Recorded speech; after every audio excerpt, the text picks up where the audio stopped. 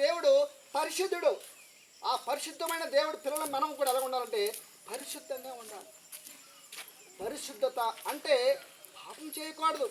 పాపం అంటే అబద్ధం ఆడకూడదు, దొంగతనం చేయకూడదు, వ్యభిచారం చేయకూడదు,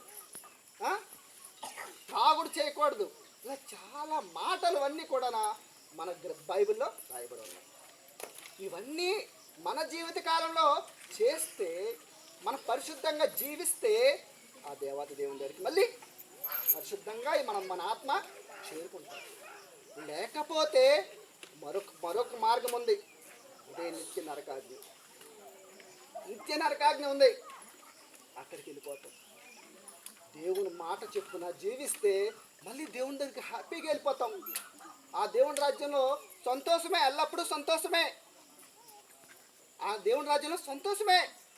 అటువంటి నిత్య రాజ్యానికి వదులుకోవడం అంతమంతం మంచిది కాదు. ప్రియమైన వాళ్ళారా, తెలుసుకోండి.